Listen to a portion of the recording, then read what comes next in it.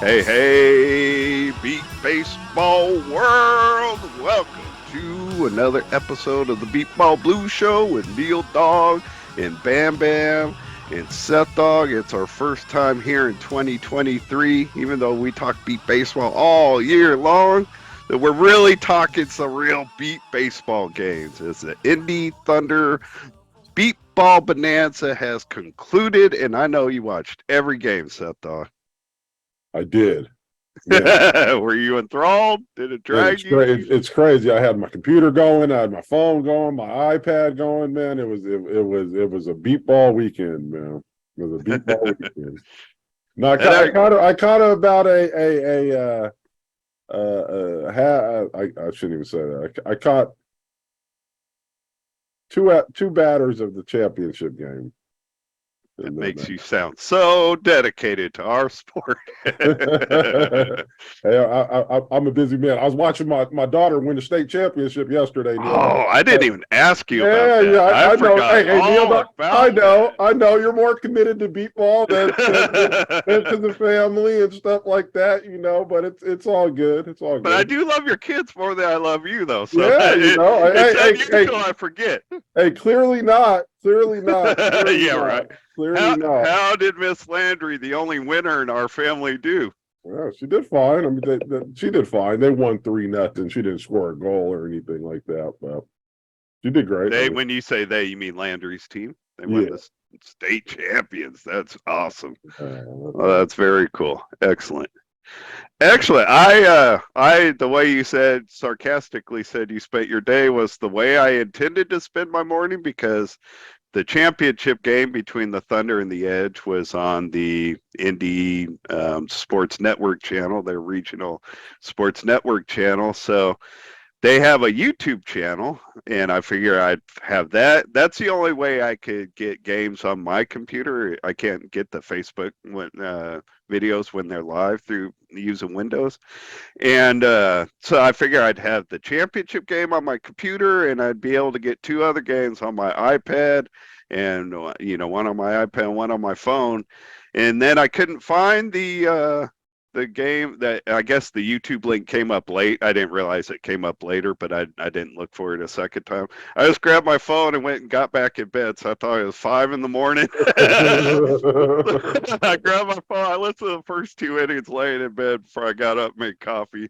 I never put on any of the other games. I just checked out the one game. And what a game it was. Why don't we jump in and bring in Jared Woodard, the pitcher of the Indy Thunder, as well as Darnell Booker, the coach of the Indy Thunder. Gentlemen, your team, spoiler alert, I'm sure by the time we got this episode up, people already know, but you guys have taken the championship of the Indy Thunder Beepball Bonanza over the Edge, winning 26-17. Congratulations. Book, I'll go to you first, man. How you feeling? We lost him. Good. Thank you, Neil, for having me. Can you hear me? Great experience Yeah. out there today. I don't know what's going on with Seth. He sounds a million miles away. I get that. But go ahead, Book, man. You were cutting out, but we could hear you now. It was a great day. A great day for our team. Great day for our team. We just wanted to see where we were, and I feel in a pretty good place with my team right now. We're connected from top to bottom. I mean, like I said, we were just laser focused. Come out today, and it was a good team effort all around, from the coaching staff to offense, defense, spotting. We were spot on all day long, and like I said, it's not how you start though; it's how you finish in August. But we feel like it. We feel like Darnell's not at home, for those that don't know. He just popped out and popped back in. Jared, man, let's pop you in because you've got a great connection. How you feeling about the tournament? Good, man. Yeah, kind of what Book was saying. I feel like it was a good start. Like, it was good to get Koo and Zach back from injury, and of course Cody's new, and getting guys out there on the field together. And learning each other as they play. And of course, I don't know that you knew, but James was out this week and he has some fractured ribs. So I just knew it was a rib injury. I didn't know they were fractured. Man, that's no yeah, fun. well, we just learned that on Friday. But it happened a couple weeks ago. Right. So, we're hoping maybe St. Louis, but should be good by the series. So, the way that kind of throws a wrench into how you play things, but it was good to get people out there together and play some ball on the field together and learn to communicate and all those things. So was very satisfied. You saw it get better throughout the weekend as far as the team D. Did James hurt himself playing beepball, or is it a non-beepball injury? Yeah, no, it happened in practice about, I don't know, 6-7 weeks ago, and then he tweaked it again like 2 weeks ago. And so then he's like, well, I better get it checked out. This guy's been playing with broken ribs. Fractured ribs. And so, it sucks, man. I know he wanted to be out there and we wanted him out there, but all things considered, and of course we didn't have G against the Fire either. So I mean, that was a real good test for us. And I think that it, rough start defensively. Zach's getting some rust off, Koo's getting some rust off. And so getting everybody out there on the field together and really talking and all of those things and playing together was a great feeling to have everybody back again. Yeah, I was gonna run down all that stuff, and we're gonna run down the games here shortly, and definitely we'll talk about that Philly game. That was an amazing comeback by you guys. Did Cody Jeffries hit a home run today in the championship game? Oh, okay. They thought that Hogwood did from the Fire, but I guess they called it back. So it was about 3 cheered foot really short. loud. It was about 3 foot short. Dave Taylor told me he was umpiring over there. But he was about 3 feet short. Okay. Yeah, that was a nice addition, you guys. So, man, let's take a step back and look at this last year, because frankly, I don't know that any team, even like over the last year and a half, has gone through what you guys went through. Last year at this time, you're coming into the Bonanza really with a totally different squad, because 4 members of your core, both Eric and Tyler Rodriguez, along with Corian White and his older brother Corey White, all had gone to play with the Edge. On top of that, you guys had Zach Bueller, who is another one of your core players who was out injured. Kyle Lewis, who is another all-star part of your captain, one of your captains, all-star member of your core. He's out dealing with injuries. So you guys lose a whole bunch of players to either departures or injury. And then in this tournament last year, Jared, you get cracked in the face. And you're unable. You break your jaw. You're unable to pitch. You guys don't know if you're gonna make it back by the time the World Series comes around. Darnell, you have to be thrown into action. You're pitching again, on top of all the off-field stuff you're going through with the MBBA at that time. Like, you guys went through a lot. You guys bounced back, managed to finish 6th in the World Series, which I thought was very respectable considering everything you've gone through. And now you get to this weekend, and you guys are able to pull off a game that, frankly, I and nobody else I knew of, nobody outside your team was predicting. You guys pull off the championship. Like, I don't know. I personally would be feeling tremendous accomplishment right now, just to get from where you guys were a year ago to where you are now. Am I close? It was a huge accomplishment, a huge thing, because last year we had the injury bug that bit us, and then we go through Jared down for a couple of a tournament or so. So it's a little bit dealing with adversity. The injury bug finally caught up with us, because we've won the World Series without really our full roster since 2017, but it finally caught up with us. And, you just got to go out there and compete and do the best you can. That's what our organization is about, is competing and doing the best we can. And like I said, retooling, I call it a little bit. So, and then it's good to have 37 and 24 back in our lineup and everything. And we try to block out all the outside noise, what's going on with the other team. We try to just worry about ourselves. We work. You guys got to stop using nicknames and numbers, man. Some people don't know who 37. Yeah, that's Zach Bueller and Kyle Lewis for all of those books and numbers guys. It just so you know, Seth, it's like I know you for our audience that didn't hear it, you're having problems with your headset. But when you start talking, you actually sound like you're somewhere else in the house to me, like you're talking to your kids. I'm like, what is Seth doing in the middle of the show? Then I realized when I hear you, I was like, oh, he's talking to us. It just, so it just sounds odd to me, so it throws me off a little bit. It's so silent here. I keep thinking that I get cut off or whatever. It's actually better when you lean forward, I think. Right. That I realized that when Neil said that because I was sitting back or whatever. Yeah, you sound perfect right there. You sound really good. It was just a normal thing. But hey, you guys both, don't use numbers, don't use nicknames. There are people listening to our broadcast, that don't know who 37 and 24 are. So Jared did correct it though. Yeah. Talking about Kyle Lewis and Zach Bueller. Hey, it seems like Zach is still getting his legs a little bit out there in left field. He hasn't had any like consistent minutes, on the field in a game in a long time.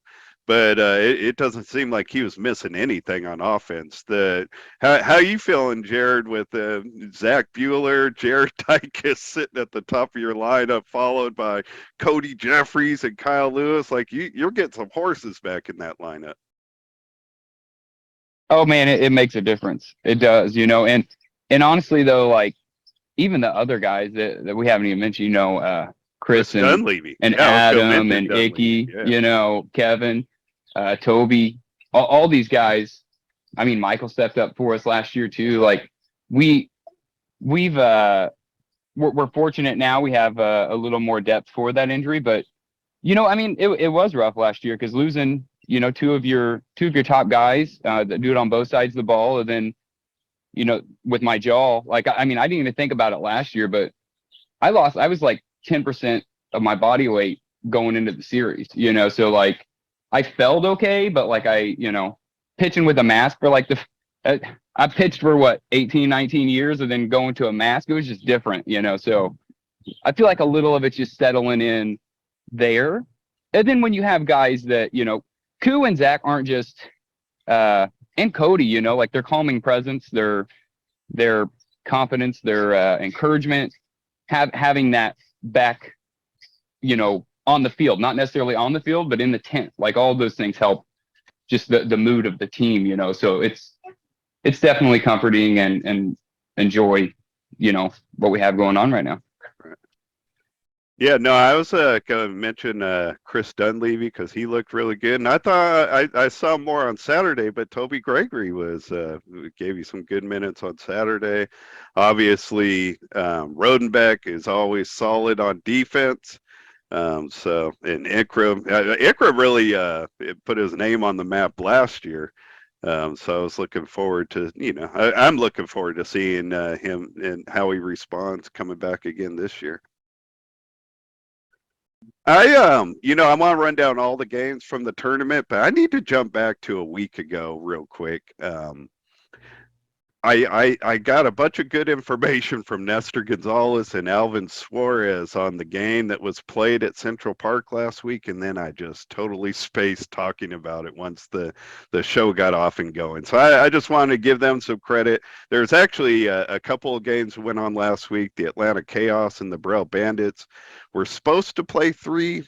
I hear they ended up playing 2, and the Atlanta Chaos won both of those games, but I don't have any scores or anything. In our other game between the Long Island Bombers and the New Jersey Titans, they played that game at Central Park. It's the first time I believe a baseball game has ever been played at Central Park. It ended up raining, and the park officials, I think, tried to boot them off the field, but they allowed the game to go on. They played 8 innings instead of 6 out there in the rain. They played 8 hitters on both sides just to get more people work, since it wasn't an official game. But the New Jersey Titans won that game 16-7. Samantha Mischler, I'm not sure if I'm saying the last name right, Mischler, scored her first run as a Titan. I believe it's going to be her rookie year at the World Series, even though she's been with the Titans now for a little while. Damian Gonzalez, I think is the youngest player in the NBBA, went 3 for 4. Helping the Titans win that game 16-7. But shout out to them for staying out there in the rain for 8 innings and playing it out. That was pretty cool, having a game at Central Park. All right, let's dive into this game. We'll go back to Saturday, starting in bracket A at 8:30. We had the Indy Thunder beat the Cleveland Scrappers 14-8. The Philly Fire beat the Gateway Archers 21-12. I'm going to go all the way through bracket A and then through bracket B. Going to the 11 a.m. Eastern games on Saturday. The Indy Thunder beat the Gateway Archers 20-9. The Philly Fire beat the Cleveland Scrappers 13-12. Man, I thought that was an impressive showing. Each of the first 2 games with the Scrappers. I don't know. I don't think roster-wise they have as many horses as some of the teams they're playing. Plus, Kevin Barrett was out with an injury. So I thought they put a good showing there. The 2 o'clock games at bracket A. The Indy Thunder beat the Philly Fire 18-17, and the Gateway Archers beat the Scrappers 13-0. I had picked both Zach Arambula and I were on Richie Flores' podcast, and we were asked to look for upsets. So I was like, man, at the end of the day, I think it's possible the Scrappers might pull that off. But I wasn't even close. Made a whole bunch of Archers mad at me, and I wasn't even close. The Archers won that 13-0. But I want to go back, you guys, to your game against the Fire. The Fire jumped out in front after 2 innings. They were up 14-3 and looked like they were just continuing to roll like they've been doing throughout the day. But man, you guys, the Thunder, you fought your way back, got it back to 14-9. I think it went to the 5th inning, like 17-9 maybe, and you guys fought it back. I don't know. You guys worked your way all the way back, and you took the lead in the top of the 6th, 18-17, and ended up winning that game 18-17. The Archers, all 3 batters struck out in the bottom of the 6th, which is never the way a team wants to go out in a game like that. But with a second-year pitcher, technically his 3rd year, but second year really in a full groove, in a full season, that kind of stuff just happens. Jared, I consider you the best pitcher in the game right now.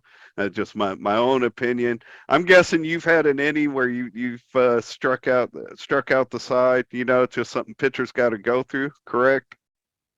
Yeah, man, it happens.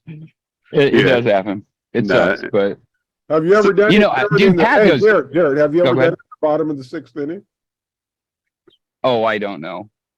I would say, obviously you've been pitching forever, but. Yeah, I don't know, but actually, that was actually the top of the 6th. Oh, we.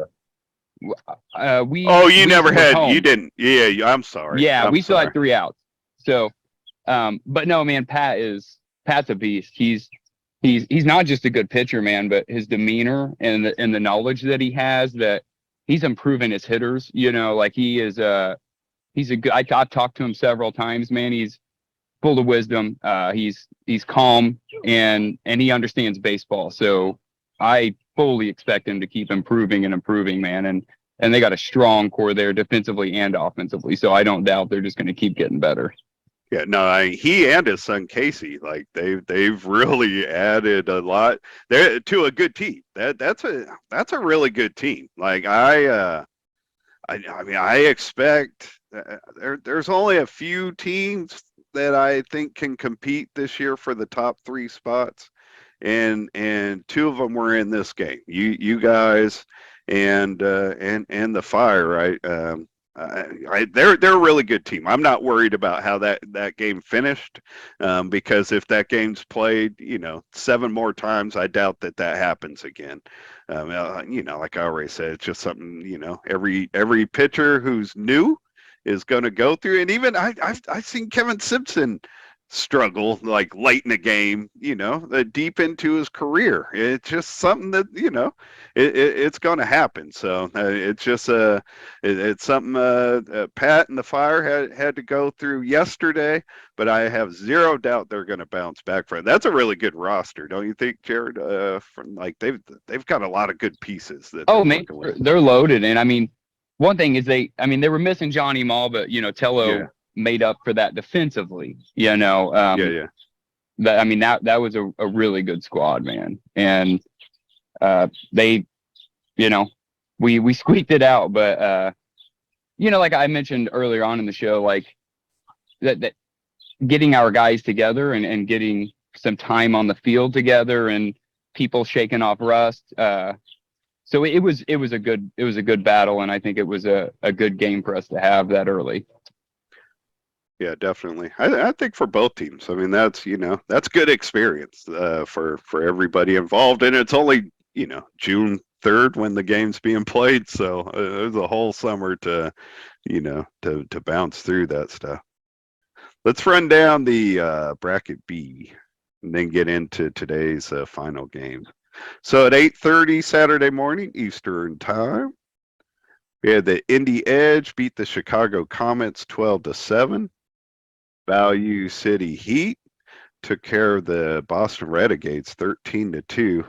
I expected that to be closer going into it. The Heat looked really good in that game. At 11 o'clock Eastern, Indy Edge beat the Boston Renegades 13-4. Value City Heat, another solid performance out of them, going 18-6 over the Chicago Comets. Then in the 2 o'clock games, Indy Edge beat the Heat 15-6. I don't know about everybody else, but I was hoping for the way the Heat were playing in the first 2 games and looking. I was hoping for that to be a little battle, but the Edge jumped out early and they stayed ahead the entire way. Then the Renegades in the final game beat the Chicago Comets 10-7. That left us with the placement games on Sunday.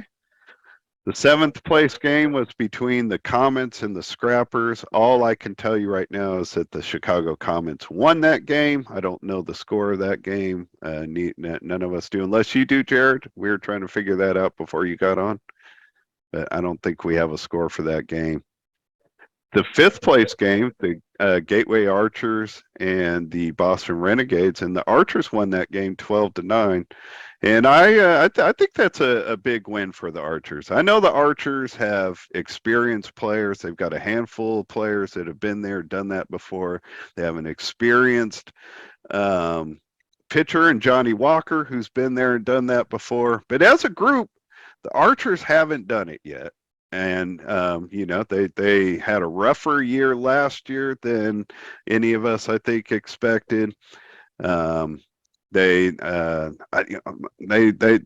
a so-so day on Saturday. They won the game that they were expected to, but they lost their other 2 games. So I felt like this was a big game. The Renegades finished 5th last year. They were playing without Joe McCormick this weekend, but the Archers were playing without Kyle. I'm drawing a blank. Bora. They were playing without Kyle Bora, and even though they had David Smith, I still think that Kyle Bora not being there changes their defense around. But they came back and won that game 12-9. Something I noticed, Seth, they were against the Scrappers anyways. I saw the beginning of that game. They were playing the point, man. They had Mark Morris playing up at the point with Richie Kressel behind him in short right and Ethan Johnston in short left. Did you see the Archers play that much, Jared? Do you know if that's a defense? If they played with a couple different we defenses? played them. Yeah, they didn't do that against us. They had Mark at like 105, 110 in the middle, and then they had Ethan short left. Okay. Yeah, so they must have switched that up. That's funny because I've told Seth on this show before that if I were coaching a team now, I wouldn't just stick with one defense. I would have two defenses. I would have more of a spread out defense that the Dogs more or less ended their era with. And I'd also have a defense with the point that was more like familiar to what we did all the time in the 90s, because not every team can beat a deeper defense. And why play deeper? In my opinion, why play deeper and more spread out with teams that don't have as much pop? I'd say, close off the front as much as you can. But that, I don't know. You do a lot of coaching, Jared. Am I flawed in my thinking? No, I think it depends on personnel, but True. Honestly, Absolutely. You wouldn't know it from the scores today, but these fields were really slow. So I mean they were pretty slow fields. So okay. Take that as you will, but I mean I agree with you. Not only on personnel, but fields also. You know what I mean? Like if we're playing in Texas and we're playing in Florida, we're going to get different fields by a long way. So you need to be able to. I think every team should be able to adapt to different elements.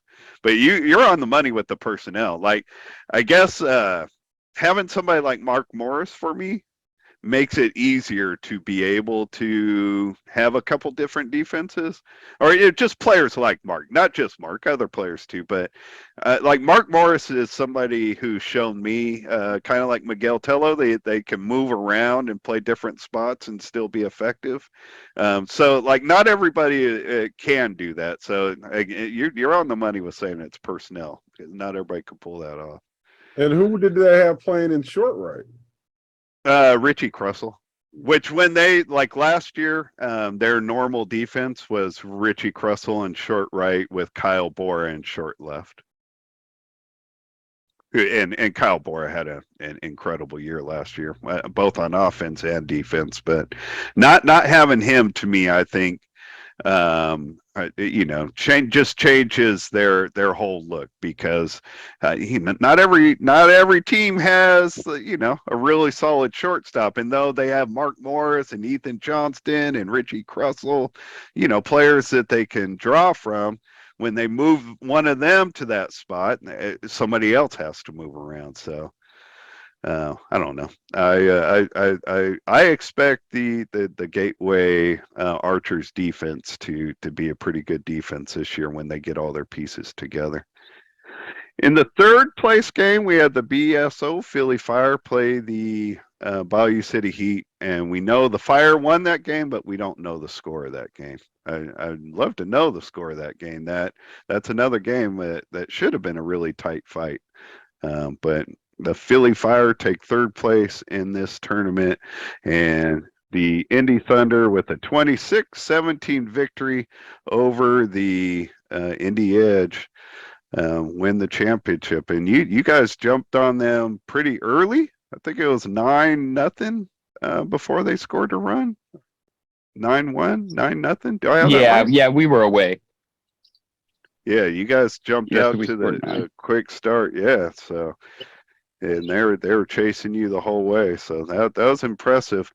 Darnell, do you have the All-Star results for us by any chance?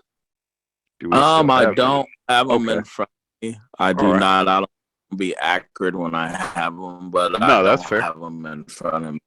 But I do know that the defensive MVP was Eric Rodriguez with 25 putouts. And the offensive MVP was Cody Jeffries. He batted over 800. Man, that's turning out to be a pretty good pickup by you guys. You like pitching to this guy? Actually, Jared, man, tell me a little bit about Cody as a player, because I know he's been with Atlanta, and obviously he's a solid player, but I don't know much about him, man. Like what kind of hitter is he? What's he like out on the field? Oh man, he's a hard worker. He's a very calm and collected dude. You know, don't really make a lot of noise or anything. He just does his job, man. And he's fast and he's got power and he's always working at it. You know, he's always working at it on his own. And when he's here, any type of discussion about, hey, what do I do there? What do I do there? You know, he's open to it. So I mean, I love it. He's been a great ad, like you said. And just having him out there, he actually, with James going down, we switched some things up and he ended up playing left wing for us. And so he made a couple nice plays for us yesterday. And he's a good dude, you know. Just want to add on to what Jared said, that Cody's very coachable. You know, he's very, very coachable. He's very calm.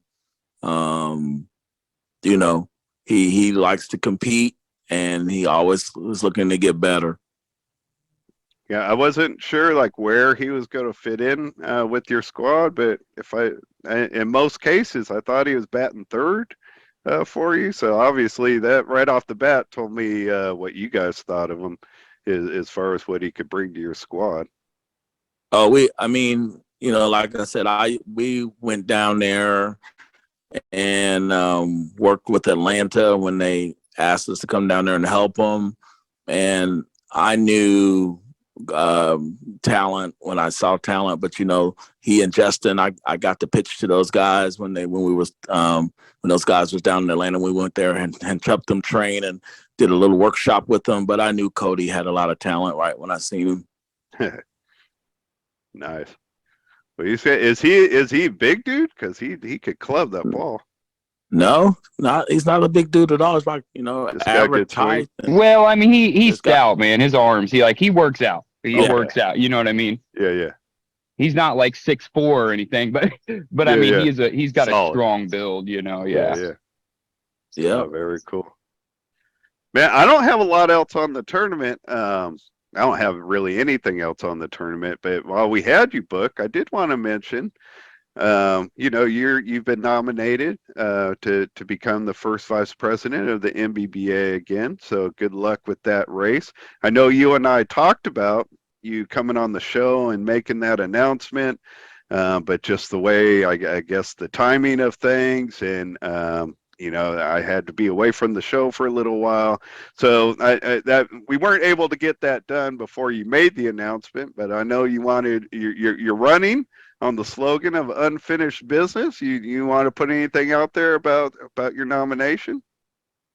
No, I'm just passionate about the sport and given the opportunity. And like I said, unfinished business. I feel I can, you know,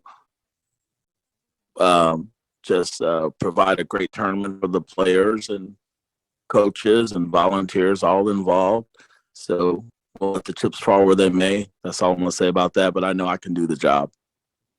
Obviously, you want the job. I mean, to go, you had the job. You went through a lot of craziness that I don't think we've ever seen in the NBBA before, and you're right back there running for it again. So clearly, it's something. When you say you're passionate about it, I mean, clearly you're passionate about it, because I don't know that anybody go through what you went through and then come right back and try to do it again.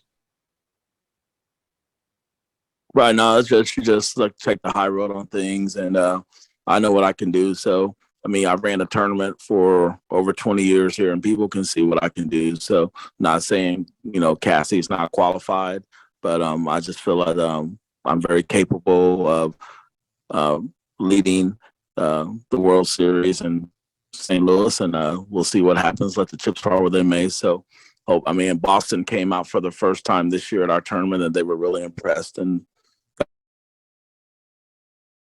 we lost him again. I did think it was cool that Boston made it out to the tournament. Yeah, it's nice to, honestly, it was so nice to have so many good teams, man. There was a lot of good competition. Like, there's a lot of really, competitive teams that were here this weekend. Yeah, on Richie's podcast, he's asking us to pick upsets. It's like, man, it's like almost all these teams finish in the top 8. What I don't know.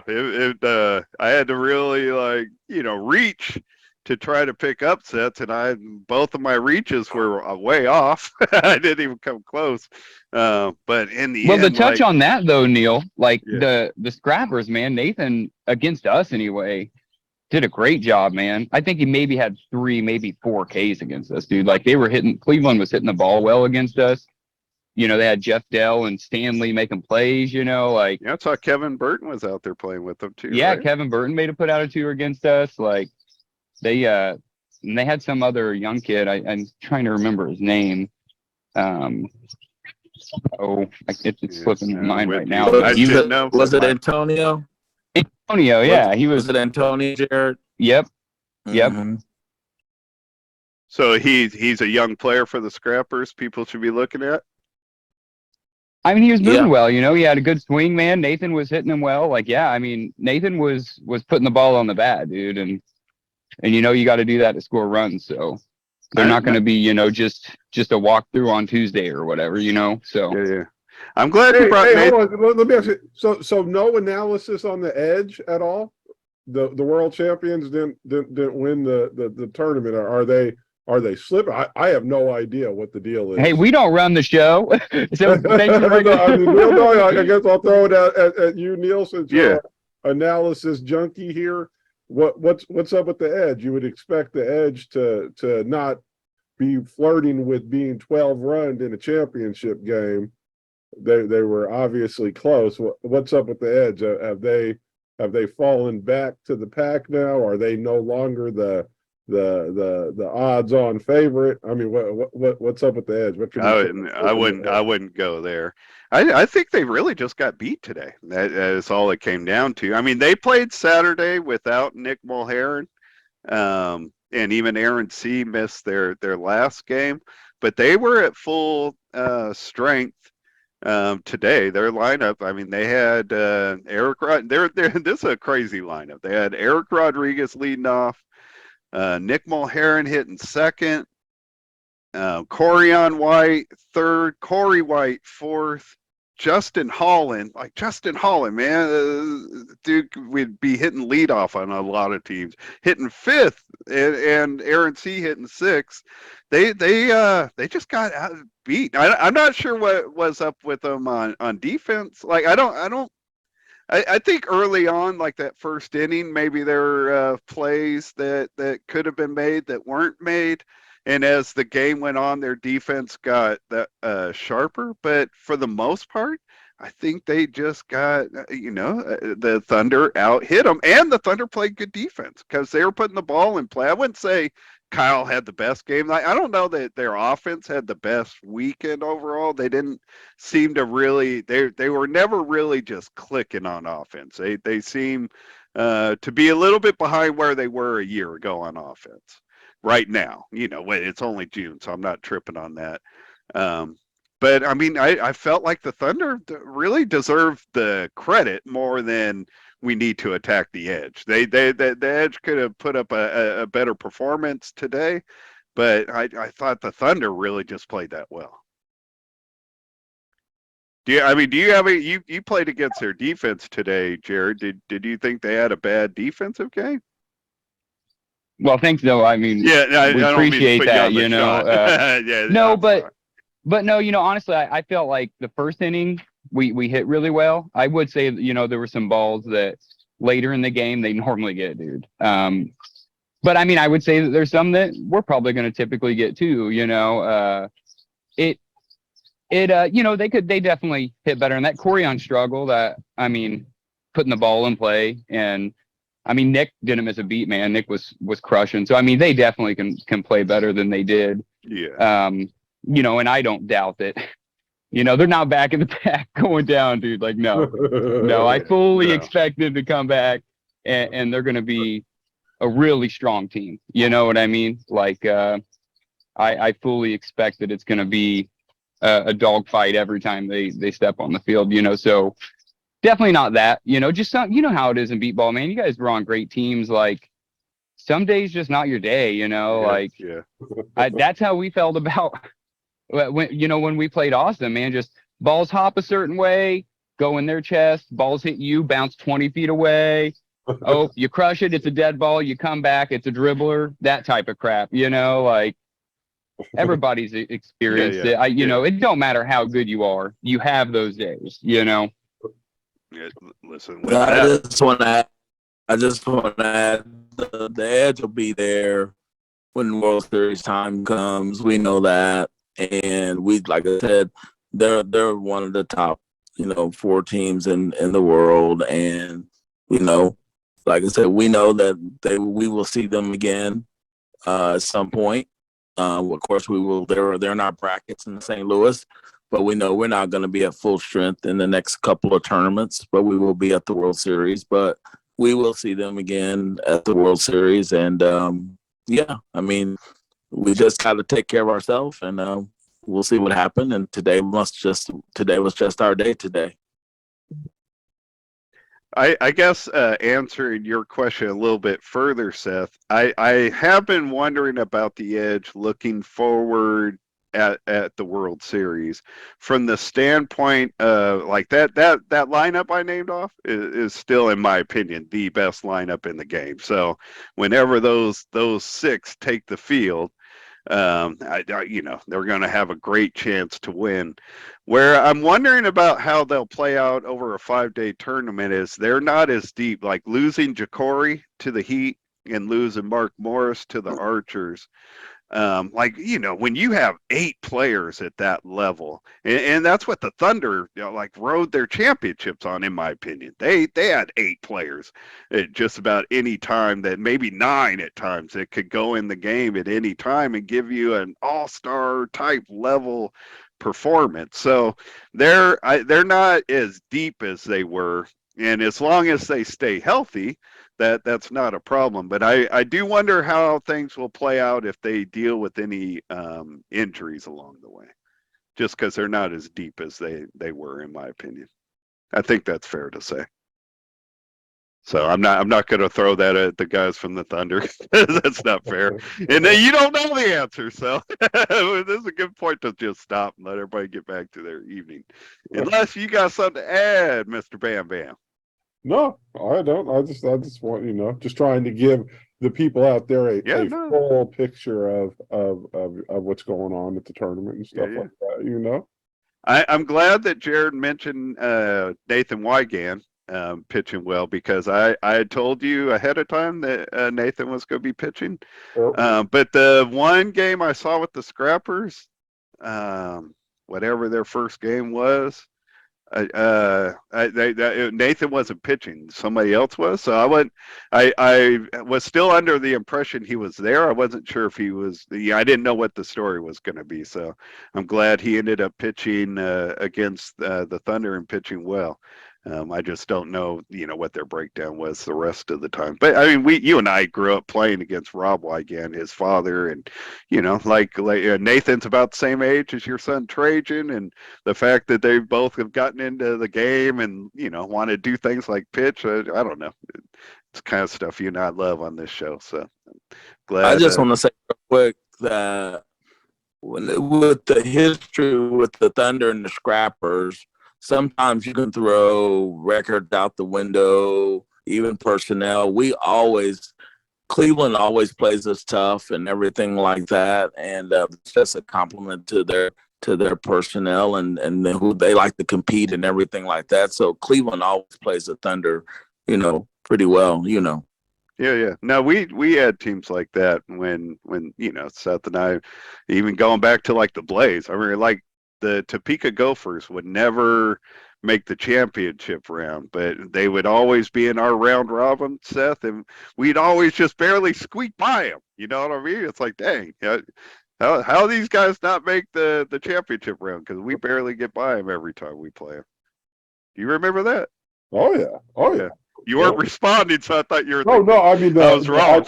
Without my headphones, I don't want Yeah, to jump fair in enough. and respond as I know it doesn't pick up as well. So Yeah, fair enough. Uh, I don't have anything else. Jared, Booker, you guys got anything else before we sign out? No, just thanks for having us on the show. And we appreciate it and talking beepball with you guys. well, I'm sure we'll only have you back like 5 or 6 times before August. You know. I think behind Demo, Booker's probably been on the show the most. Maybe either Demo definitely has been on the most, but either Booker or Axel Cox, I would think fall in behind that. But we always appreciate having you on, Book. Appreciate you jumping on, Jared Woodard over there, taking care of a toddler while you're trying to talk to us. We appreciate you, man.